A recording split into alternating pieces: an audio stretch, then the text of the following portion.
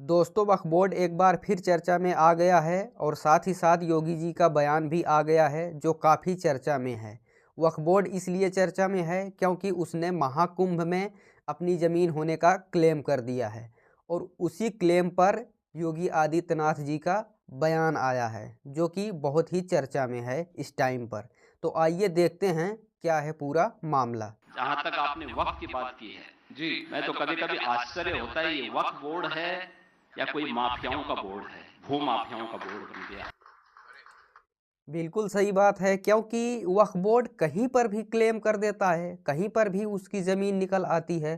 तो ये तो माफिया हो जाते हैं कि जो उनको पसंद आ गया बस उसको वो हासिल करने में लग जाते हैं। ये तो माफियाओं का काम है और यही काम ज़मीन के मामले में वक्फ बोर्ड कर रहा है। तो योगी जी बिल्कुल सही बोल रहे हैं क्योंकि ये ज़मीनों को कुछ इसी तरह से क्लेम ही करते हैं जैसे माफिया करते हैं। तो इसलिए वक्फ बोर्ड को एक भू माफिया बोलना बिल्कुल सही बात है। एक एक इंच लैंड लेंगे, एक एक। और हमने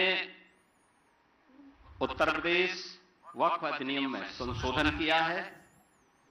पूरी 1369 फसली से लेकर के अब तक की एक एक राजस्व के अभिलेख की जांच करवा रहे हैं और जिसको भी वक्फ के नाम पे कब्जा किया होगा उस एक एक इंच लैंड को लेकर के वापस करेंगे और गरीबों के मकान बनाएंगे, सार्वजनिक संस्थाएं, अस्पताल बनाएंगे, अच्छे शिक्षण संस्थान बनाएंगे।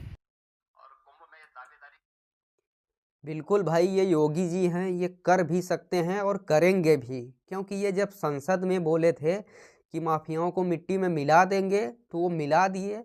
अब ये जो बोलते हैं उसको करते हैं, वो चाहे सीधे हो चाहे टेढ़े हो, लेकिन करते ज़रूर हैं, उससे मुँह करते नहीं हैं ये। तो अब ये इनके मुख से जो ये बातें निकली हैं वो पूरी ज़रूर होंगी।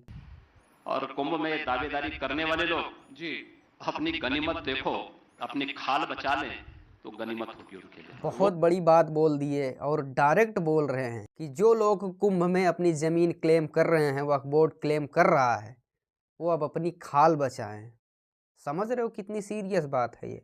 तो यही इनकी बात ये अच्छी लगती है कि जो बोलते हैं सीधे बोलते हैं, किसी को बुरा लगे किसी को अच्छा लगे उससे फ़र्क नहीं पड़ता, वो सीधा बोलते हैं। हमारा धार्मिक अधिकार, हमारी धार्मिक अधिकार हमसे कैसे खींची जा सकती? जब इनका बीज नहीं फूटा था हमारे कुंभ की परंपरा उससे पहले से। बिल्कुल सही बात है। कुंभ का इतिहास है, ऐसे ही तो नहीं है योगी जी, कुंभ।